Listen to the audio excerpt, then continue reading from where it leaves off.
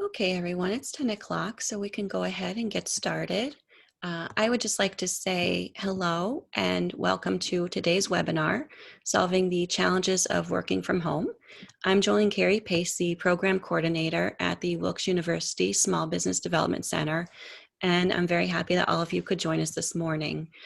Before we begin, I would like to thank Ken Anderson for partnering with us and sharing his presentation today. Just one quick note to please put yourselves on mute so that we can avoid having any background noise. Also, as we go along, you can type any questions that you might have into the chat box, and there will also be time at the end of the presentation to ask questions. And now I will go ahead and turn the program over to Ken. Thank you. All right, good morning, everyone. I hope you are all having a fine morning this morning on this gray, dreary day. And we're going to discuss some of the issues that everyone faces when they are working from home. Working from home has many benefits, but it also has some challenges. So we're going to talk about that today. Let's see here.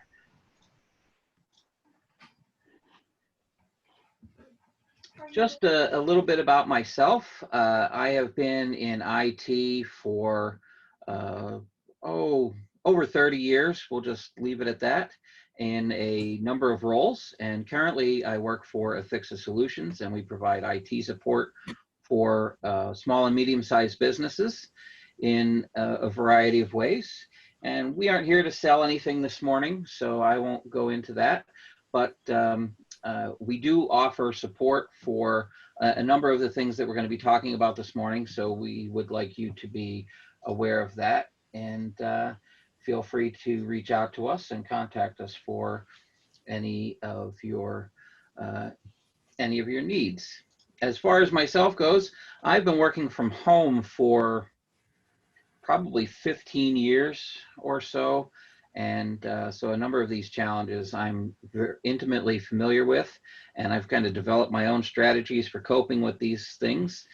A number of the things that we're going to be talking about today probably won't be new to you. And if you've been working from home for any length of time, you've already developed your own solutions for some of these. And some of these things may seem like common sense, but hopefully we'll hit upon one or two things that you can take away from this webinar today, and that will help you, and that's the goal.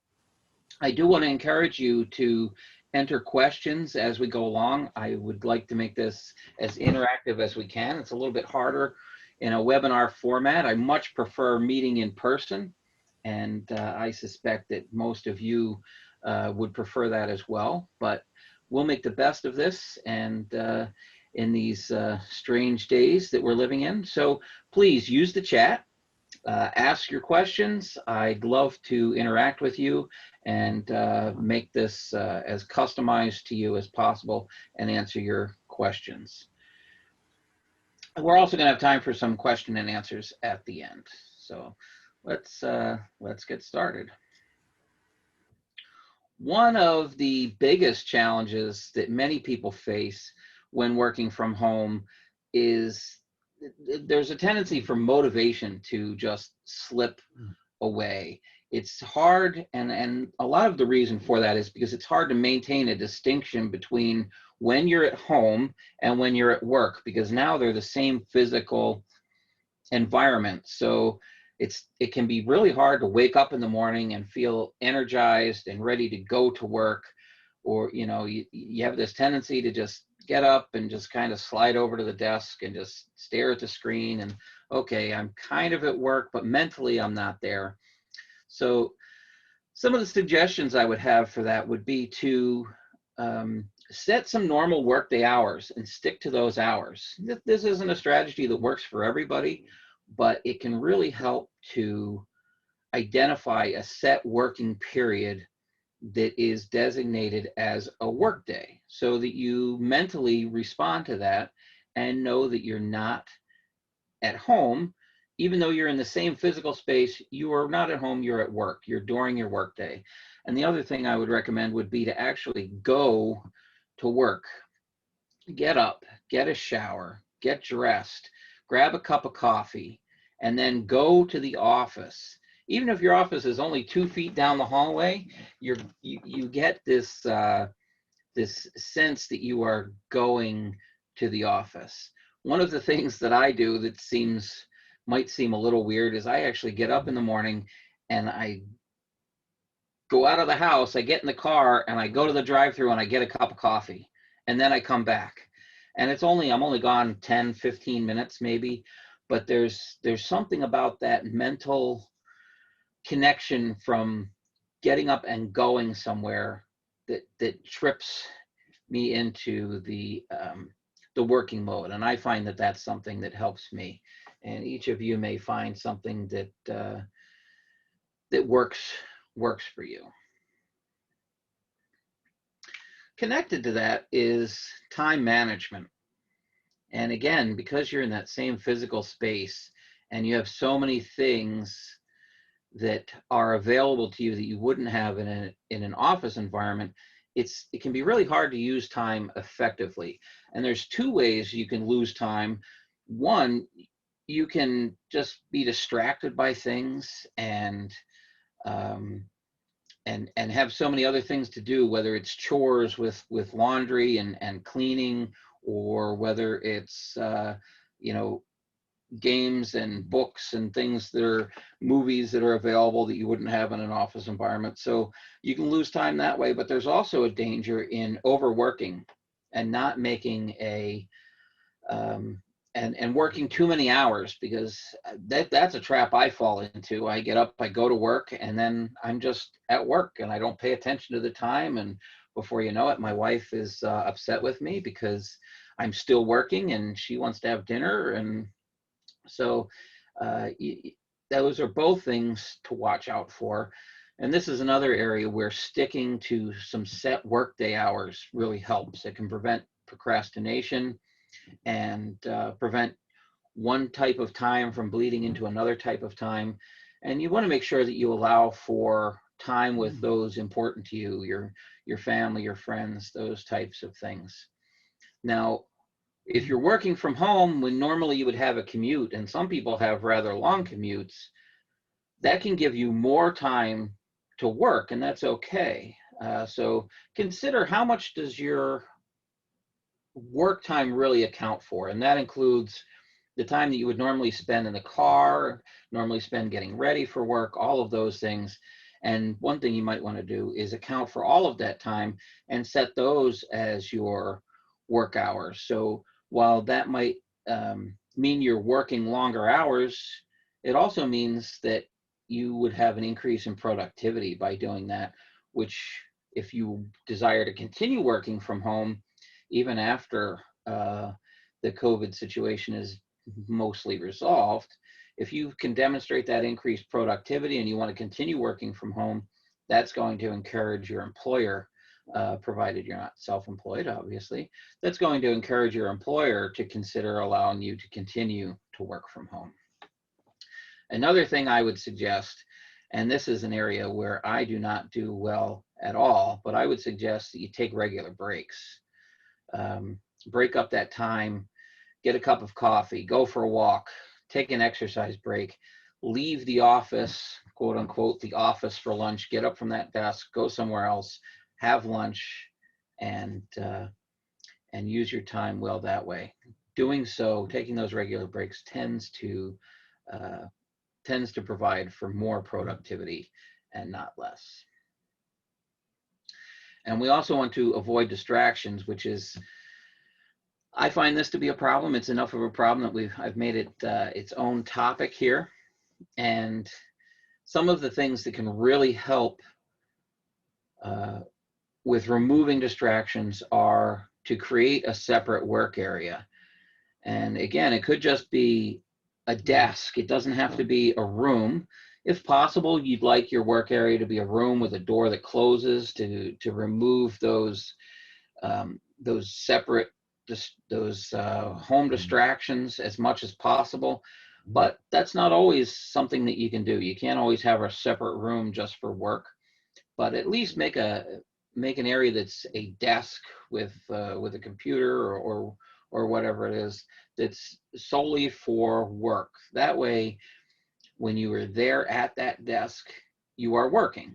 And you may want to use noise canceling headphones to help eliminate noise distractions, particularly if you don't have a room where you can close the door to block out all those noises. Use some noise canceling headphones and set up some rules for the home so that people know not to disturb you. When I am here in this room or I am here at this desk, I'm not at home. I'm at work, and I'm not to be disturbed when I'm at work. Having a home office may also have the benefit of allowing for the home office deduction on taxes.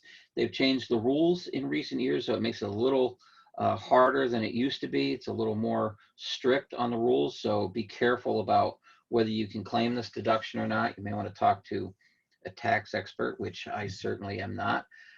But if you do have an actual separate home office, you may be able to check to utilize that home office deduction for doing that.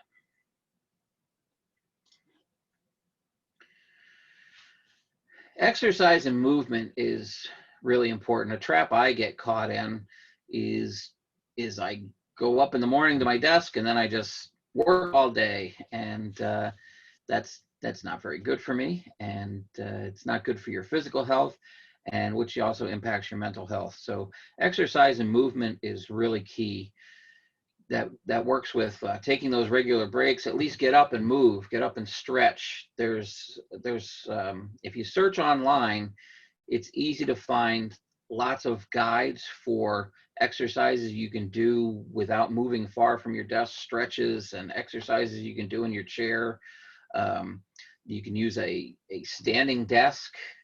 One thing that that my boss does is anytime he's using the phone, he's on the speakerphone and he walks the whole time he is on the phone. That's not something I'm able to do. I can't think and talk at the same time, I guess. So, or walk and talk at the same time. But that's what he does. He walks all the time that he's using the phone. But you can also use a standing desk, which encourages movement. And there's lots of exercise equipment options that work well at a desk, whether it's the exercise pedals that go right under your desk, so it's like you're pedaling a bike, or dumbbells that you keep right next to your desk so that you can lift those anytime you're thinking about something. Hand grip strengtheners, anything that works for you to get some exercise. There's chairs that are like exercise balls. I was at a client the other day that had one of those, and that looked like a really cool idea. I'd probably be too tempted to play on the thing, so maybe I shouldn't do that. But move around, be energetic, be healthy, and be happy. Some of us are not as self-motivated as others, and need a little more. Yeah, easy for me to say. Need a little more guidance and supervision than others. So the switch from working in an office where you have contact with your team and your supervisor to moving to a home office where you're not that connected can be difficult. It can be becoming aimless, can be easy. It can be difficult to remember goals and what you're doing and why you're doing it. So avoiding aimlessness is a good thing to do. And some of the things you can do is to stay connected. And to do that, you want to remain in close contact with your supervisor or your team, and stay informed, stay in touch, keep asking about prioritization. What am I doing? Why am I doing it? What's next? Keep everybody in the loop. Talk often. You don't have an office next door you can go to, but we've all got tools we can use, and we'll talk about them in a little bit. So keep everybody in the loop and make sure you're informed so you know what to do. If you find yourself wondering, I don't know what I'm supposed to be doing, good thing would be to ask. Another thing that's really good is to set some goals, and there's You want to set some broad monthly and weekly goals so that you have the big picture, but also set up some high priority tasks for each day. Write those down, keep track of them so you have some targets for each day, and that helps you keep from getting off point. Another good thing to do would be to send out some action reports to update your supervisor or your team on what you're doing on a daily or a weekly basis, because you're not the only one that's in this boat. Everybody probably is, and so if you're each keeping each other informed, it really helps to stay on top of things, and that helps with collaboration, which is our next topic. You don't have people in the same building. You're not in cubicles or offices right next door. You don't have that time where you can just catch a cup of coffee together or things like that. So it's really hard to communicate with one another and to collaborate as effectively as you might have in the past. So some of the things I would suggest there would be to schedule meetings, particularly if you're a supervisor and you're supervising some people. Check in with your team. Do a weekly stand-up call. This is something I do with my team, is we do a weekly stand-up call, and our discussions don't just have to be about work. While we do want to make sure that we're productive, it's hard to be productive without some sort of camaraderie and understanding about one another. So we do want to be social. Humans are social creatures. So friendships are important for productivity and for teamwork.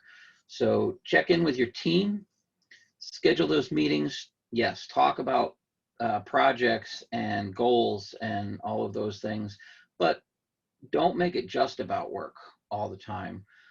Keep in touch with how people are doing personally, and maintain that friendly team relationship and social aspect. When it is about work, you want to clarify team goals.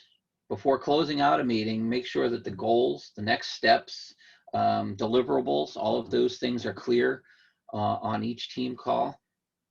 And again, just stay in touch. Even if it's not a team stand-up call, schedule some, virtual coffee times and catch up. It's more important for productivity than you might think. And use the tools that are available to do that.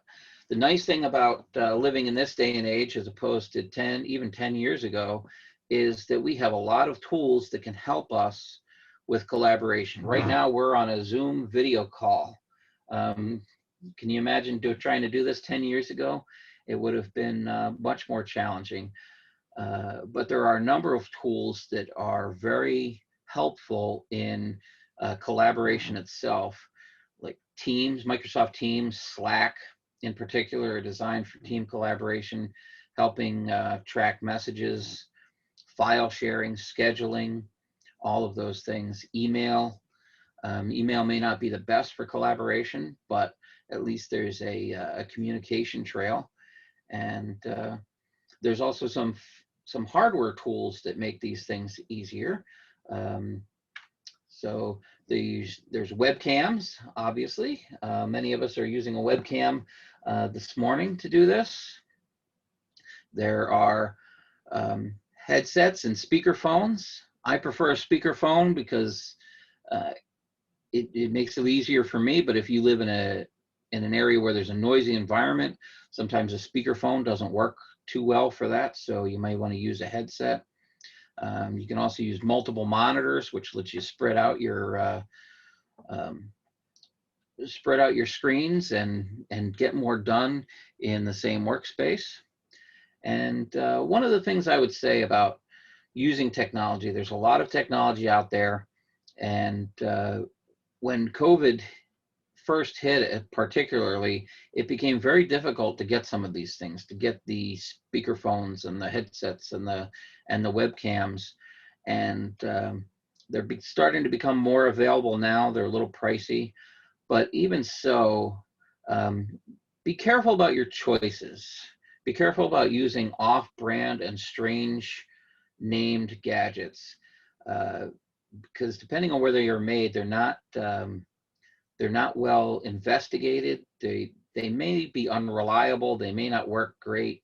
And even worse, it's possible that they can contain eavesdropping software.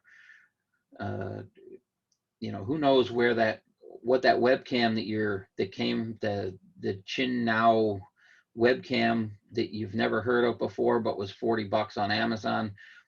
Who knows what kind of hardware and software is really in that thing, and where that video might be going, or what it might be doing when you don't even know you're supposed to be using it. So I would just caution you against using strange things. Certainly webcams by Logitech, Microsoft, HP, those types of things, those are good quality and well-respected brands, so you're probably okay there. And same with headsets and speakerphones, Jabra, Motorola, Logitech, Plantronics. Those are good brands. You're going to pay a little more for them, but in my estimation, it's worth it just to get something reliable and more likely to be safe. The other thing to consider when you're talking about technology, and this is always an issue, is to be prepared for things not working. Have backups. If you're scheduling team meetings and calls and webinars and other things, technology doesn't always work. You may have an internet outage, and so usually there's a backup option. If you have a Microsoft Teams meeting scheduled, or Skype or Zoom, there's a phone number available to dial in. So just make sure you have that stuff handy, so that if your internet goes out, you can avoid being disconnected, and you can still join the meeting, even if it's just over phone with no video. And be prepared to address any unexpected technological challenges. If you've got an important meeting coming up, test your technology. You'll be very happy that you did.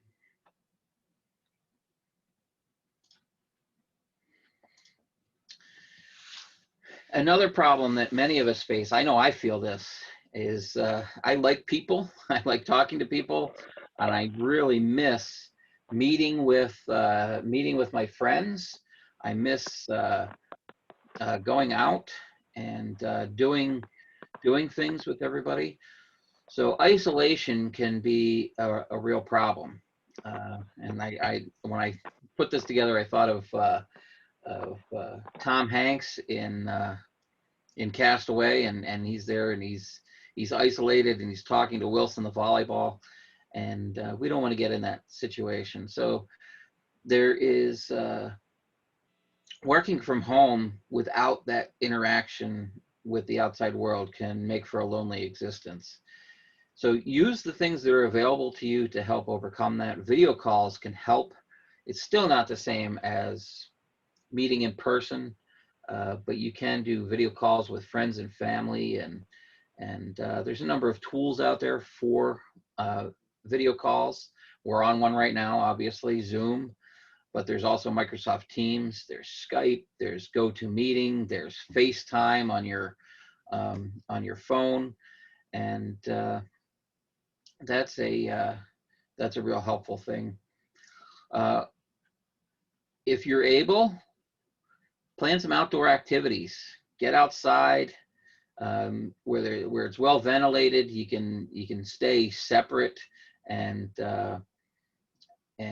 do walks and hikes and picnics and still physically meet. It's going to be getting harder to do that now that it's getting colder, but there's still a little bit of time left with some good weather, so get out and do that. One of the things that I really enjoy doing, my family really enjoys playing games, board games in particular. And so, we used to have people over, and we'd get a bunch of people together, and we'd play board games and do things like that. And it's really hard to do that, but we found that we can play board games virtually. There's a lot of board games on the computer that you can play over the internet. So we get together, a dozen of us, and we'll play games online. You can do watch parties over Netflix and all watch the same movie and get together. You can do a virtual book club. And I'm sure you guys probably have more creative things you can do to avoid that isolation aspect. All right, let's start talking more about the technology. Since I'm a tech guy, this is really where I start to understand things. And one of the aspects that's really important about being able to collaborate and work from home is you need to be connected. And to be connected in this day and age, it means we need our internet. Everybody here is using their internet to connect to this webinar. And with the internet comes bandwidth. You need a certain amount of bandwidth in order to do everything that you need to do. And a lack of bandwidth can be a problem. So there's a few ways in which this can happen. One, maybe you don't have enough bandwidth. Excuse me. Maybe your internet connection really isn't fast enough. And there's only one way you can increase your actual internet connection speed, and that would be to talk to your internet provider or switch to another provider. Check with them. You might be surprised, depending on how long it's been since you've talked to them. A lot of times they'll add new plans and increase speeds and decrease costs, and they're not going to tell you. Well, we've run into that in a number of instances where I've called internet companies and said, okay, I'm on this plan, and what are my options? And they say, oh yeah, last year we added this new plan. It's twice as fast, and it'll save you $25 a month. So if you need more, if you need better internet speed, check with your provider. Check with other options. A new provider might be in the area that wasn't there before, and you might be able to get better connection that way. Another thing you can do is, it might be the case that your internet itself is fast enough, but the connection you have to it through your Wi-Fi in particular isn't fast enough. So you want to improve your access to your existing bandwidth. There's a few things you can check for. You can check the position of your router, make sure that you're getting a strong signal. You can check how many devices are connected and sharing that signal. When you're on Wi-Fi, every single device that is connecting to, particularly to a single router, is sharing one limited bandwidth. So every device that you connect that uses that connection reduces the speed available to every other device. So be careful for that. Check where the router is positioned. Maybe just moving it to a better area in the house can give you better bandwidth. Also, check for interference. Is your router near the kitchen? Microwaves do a number on Wi-Fi access. Maybe your router just isn't a very good router, and so replacing it with a quality router may really help. And there's some brands that I would recommend. Netgear, Asus, Linksys, TP-Link are all quality brand routers. And you also want to look for the technology that the router is using. Look for technologies like Wi-Fi 6, or at least an AC 1200 or higher. You may see AC 1750, AC 2600. Those types of things can be good routers, but at least an AC 1200 router, which means it's at least capable of 5 gigahertz to give you enough bandwidth. If you've got a big house and you've got one router, that can be trouble because your router is not going to be able to cover the entire house. And they do offer Wi-Fi extenders, but in my experience, Wi-Fi extenders they may not work real well. They may be more trouble than they're worth, so you want to be careful about those. Something that's fairly new are mesh routers. And That's what you see. Those the three white boxes here are that's a mesh router system. They usually come in twos or threes, and they can be really helpful because they're not just Wi-Fi extenders. Each one of those is an actual router, and they have a set of bandwidth where they talk to themselves, so you can extend your Wi-Fi access throughout your home by positioning. You have one main router, and then the other routers connect to each other, and you can extend your Wi-Fi signal throughout the house, and it allows you to um, connect more devices and have improved bandwidth. So take a look for mesh networks. There's a number of them available right now that are pretty good. There's Google and Eero, TP-Link, Netgear, all have some pretty decent mesh networks. Some of them get a little pricier than routers, but it very well may be worth it for you. Also, when it comes to bandwidth, bandwidth is going to be limited. You only get so much, and if you've got kids at home doing virtual school while you're trying to do video conferencing, and maybe a couple people doing video conferencing at home, you're all trying to use that limited bandwidth. So I would set some rules up so that you're not trying to stream 3 movies at the same time somebody else is trying to do a video conference.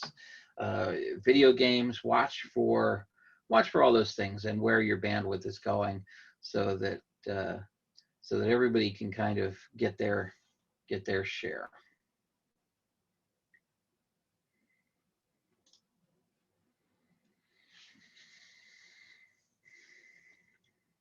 Security is very important and very challenging. In an office environment, offices have been set up for a long time. They've got an IT department, or they've had somebody come in, and that office usually has had some effort put into setting up some security with routers and firewalls and policies and all of these types of things.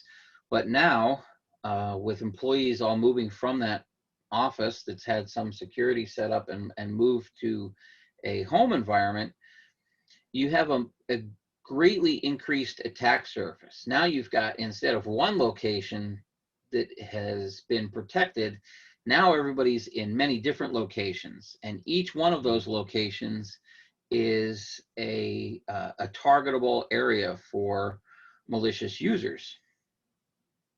So if we're working from home, I think our goal should be that we want to make sure that we're at least as secure, if not more secure, than when we were in the office. And we all would also like to be as productive, if not more productive, than we were in the office. So how do we do that? How do we approach the challenges that come from working from home as far as IT security? Because in addition to these multiple locations, we also have increased network traffic, because now we're sharing things over email and sharing files, and maybe we have more cloud services, which increases our likelihood of susceptibility to an attack. Quality IT support may be less accessible. Most companies don't have the IT staff available to support each user in their own home environment, so that's a difficulty. There's an increased likelihood of the attack of a phishing messages. Phishing, we'll talk about a little bit more, has greatly increased due to COVID. So you need to be able to watch out for that. And there's also a tendency to share computers for both work and personal use. So when you go into the office to use your computer, for the most part, I mean, you may hit Facebook or something like that, but for the most part, you're using it for work use. But when it's at home, now you're even using your home computer for work, but you're also still using it for personal use, for games or shopping or whatever all those things are. And now that greatly increases your risk of exposure. So the question is, what do we do about these things, and how do we secure our home environment to protect ourselves and to protect our company and protect our company's information? And we'll attack this from a couple different areas. First of all, we'll talk about Wi-Fi, and we talked about improving our Wi-Fi bandwidth, but along with that, we want to make sure that we've got good security on our Wi-Fi. And some of the solutions for improving our bandwidth are closely coupled with the security aspects. So we want to use a good router with good protection capabilities. And those brands, the Netgear and the Linksys and the Asus, are also good as far as protection. Routers have firmware and software in them as well that should be kept up to date. Just like you need to keep your computer up to date with Windows updates and Microsoft updates, the same goes for routers, and that's not as easy to do because it's not as in your face as Microsoft Windows. Your router's usually not going to pop up a message saying you need to update me. It's something that you have to implement a manual process and log into your router and check to see if it needs an update. But it is important to keep those updated and check the brand of your router, find out how to log into it, and make sure that it is up to date. Every router is going to be a little different. If you haven't, sometimes when you set up a router, there may be a default password. And if you haven't changed it, absolutely make sure that default password gets changed. Otherwise, it's really easy to break into and cause all kinds of problems. For your Wi-Fi network, you want to make sure you use a secure Wi-Fi password. Just like logging into, if you've got a bank account that you log into online, you want that password to be secure. Same thing with your Wi-Fi password. You want that. You don't want people driving by to be able to just guess your password and log into it, or even use a brute force attack to just guess a bunch of passwords and get in. If your Wi-Fi password is password or something like that, you'll want to change that immediately.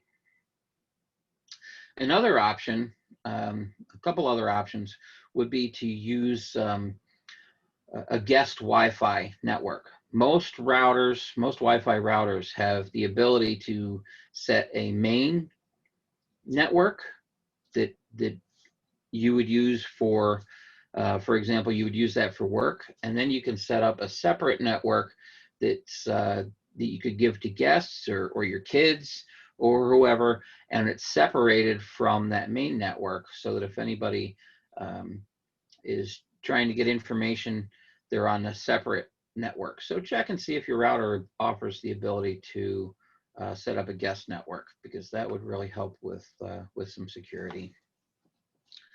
And also, you have the option of setting up a VPN. And a VPN is a virtual private network. There are,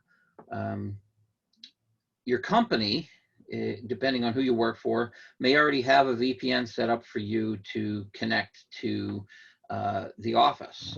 Some companies do that. But in addition to that, you can set up a VPN just for your own stuff. What a VPN is, I'll show you a diagram here. A VPN sets up an encrypted tunnel of information that connects you to, if your office is setting it up, the VPN would connect you to your office. But if you have you can purchase a VPN service from a provider, and in that case, it would set up an encrypted tunnel of communication between you and the VPN tunnel.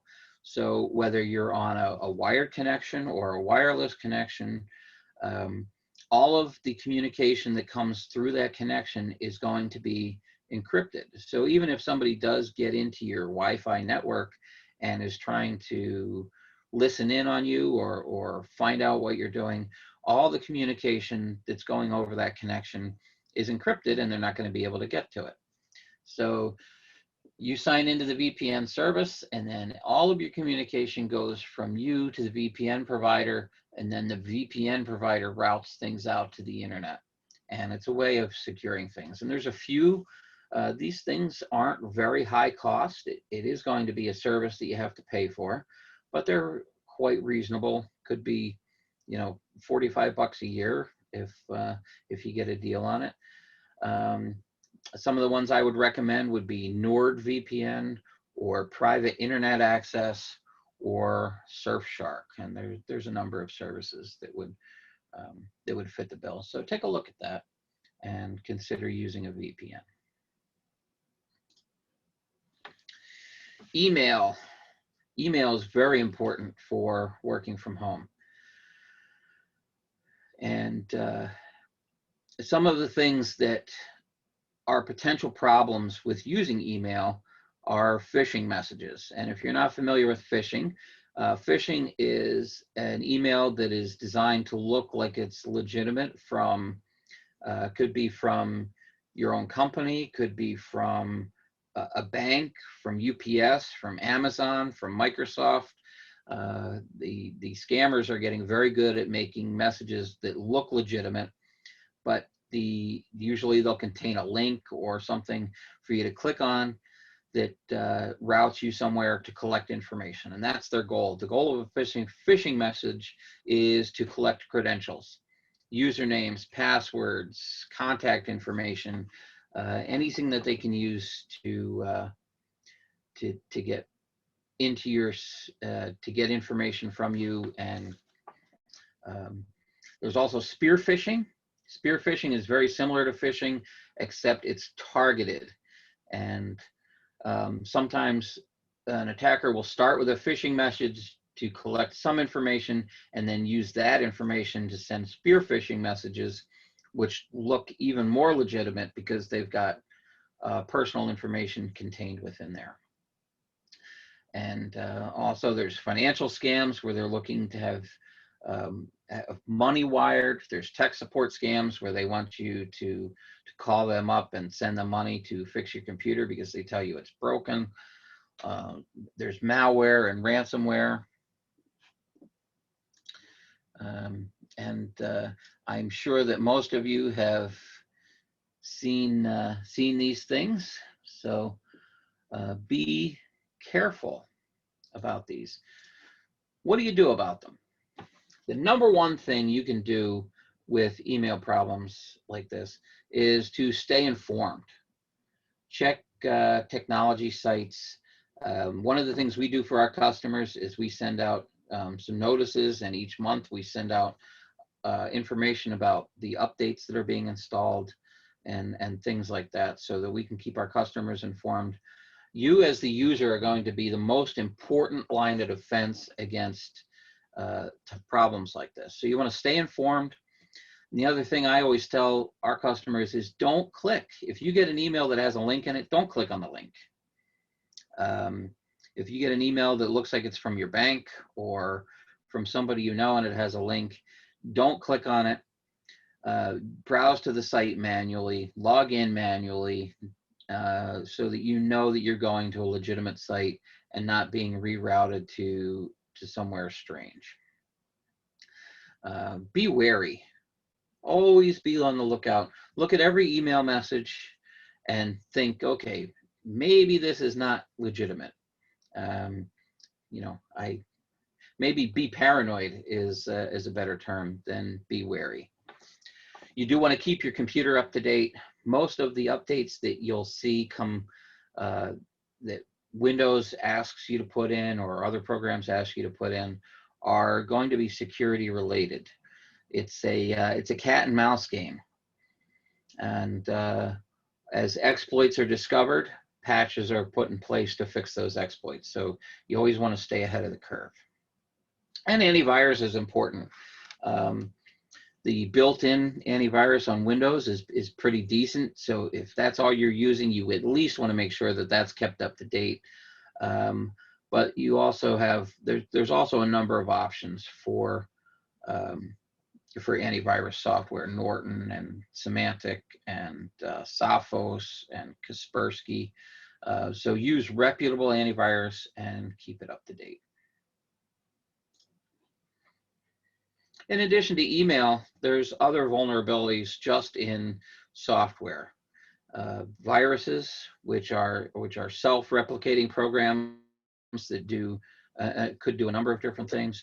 There's ransomware, which is designed to, you've probably seen this in the news a lot. Ransomware is designed to encrypt all of the data on the computer, and then they hold it for ransom. It's all there, you just can't get to it until you pay them some money, and then they give you the password to decrypt your own data. Software vulnerabilities have been exposed. We're using Zoom right now, but a few months ago, Zoom was a real problem because there were a number of vulnerabilities in it. They weren't, Zoom was not ready for the amount of success that they experienced, and to their credit, they did a pretty good job of addressing those fairly quickly, and Zoom is pretty decent now, but you still want to be aware of it. And hackers are always looking for a way to get into your computer, and they may use software vulnerabilities and ransomware and other things to do it. So again, to address these things, you want to keep your computer up to date. And that means Windows updates, but it also means BIOS and firmware updates, which may not be as easy to implement for the average Joe. And you may want to enlist some help in identifying whether your computer needs a BIOS or a firmware update. If it's done incorrectly, it could cause your computer to no longer be functional. So you want to be careful about that, but it is important. Again, use up-to-date, reputable antivirus. And that means Symantec, Bitdefender, Kaspersky, ESET, Sophos. All of these programs are good, and they're pretty comparable. So I'm not going to say that one is which one is better than the other. Changes on a regular basis depending on the threats that are available. Also, keep your software up to date, not just Windows itself, but the software that you're running. Zoom is a good example. Zoom had vulnerabilities. They updated the software, so you want to make sure that your Zoom is up to date. Adobe has done the same thing with a number of their applications, Acrobat in particular. You know, and then there's QuickBooks, there's Java, there's your web browsers. All of these pieces of software have updates that are intended to address security vulnerabilities. When you're browsing the internet, be careful about where you're going. Don't click strange links, and just browsing the internet can take you to strange places. And there are a lot of malicious sites out there that want to take information from you, or worse. So be careful.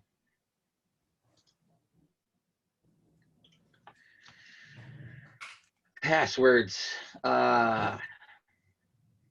This is the bane of the IT person's existence, is passwords. They can be a good password is difficult to remember, and so that means that a lot of people tend to use weak passwords. They don't because they're easy to remember. And if you do have a good, strong password, then the tendency is to use that same password for all of your accounts. How many of you have one password that you use for 25 different accounts? I don't need a show of hands, but that is very common, and it's understandable. So, but it's also important that you don't do that. If one account is breached, and we've seen a number of these, even Equifax or credit card companies, and lots of companies have had their account databases compromised. And if you're using a password to log in with one of them and they get compromised, now every single site that you share that password with is compromised, because It's out there for people to try. So you don't want to share passwords. The recommendations for securing things from a password perspective: use strong passwords or phrases.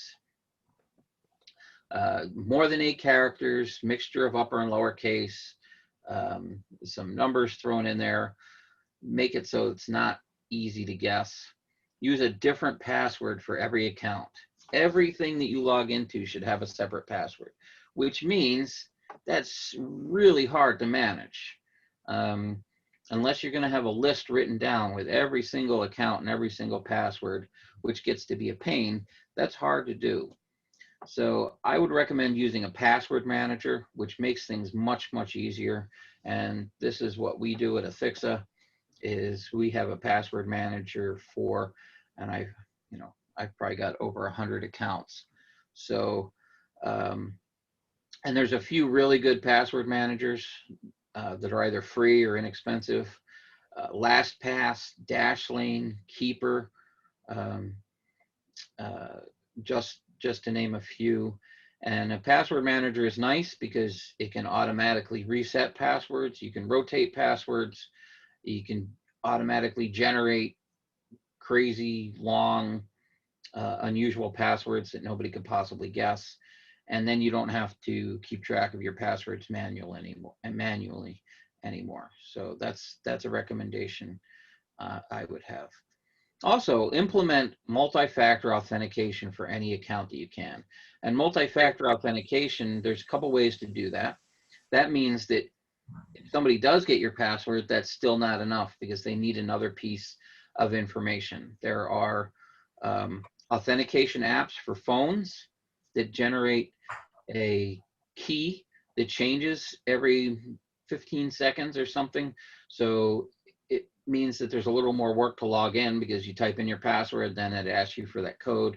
You have to open your phone, type in that code. Another thing might be a text notification. So you log into the account and then they text you and you have to put in that code. But it's very helpful in making sure that things are secure.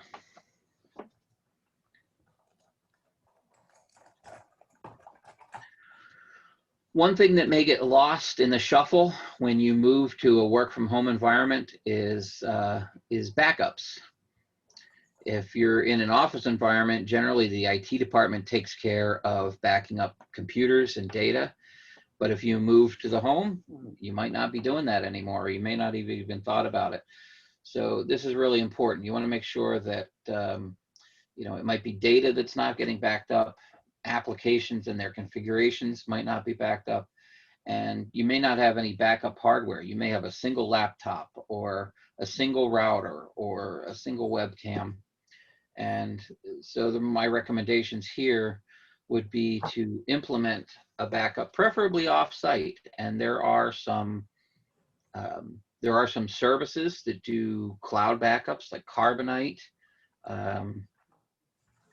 would be a Code 42 is another one, so that you can back up your system.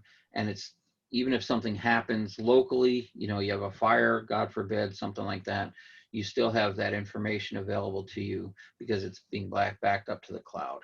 If you're going to do that, make sure it's a very reputable service that's doing the backups, because you want to make sure that your data is safe wherever you're putting it.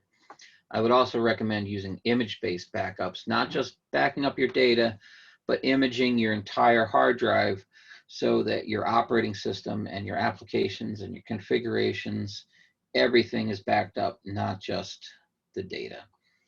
And also consider having hardware available for some of your critical devices. Don't rely on just a single laptop. Have some kind of a backup so that if your laptop fails, you've got something else you can go to. Maybe you have an old laptop that you've tested just to make sure you have something to go to. Same with routers and anything that's critical to your job. See if you can have some kind of a backup to it just in case something fails, so that you're not down for a week or 2 weeks while you try to get a replacement for it. And that is pretty much everything I have. I didn't see anybody asking any questions. I have one question in the chat, Ken. Someone asked, is it safe to click on an article such as one that would be found on the Microsoft Edge main page? Okay, so that's a good question. There we have a um, you're already on the web, so it's not necessarily in an email. So if you have browsed to Microsoft's page, or you have an article popping up from that you know is from Microsoft, clicking those links is okay. And that's kind of what the web is for. So if you know that the source is valid, then clicking on links is safe. And that's a very good question. I'm just a little bit cautious and maybe overly paranoid. So that's what I would say. Just make sure that your source is valid before you click on the link. And Microsoft's Edge main page would be a valid source. Do we have any other questions?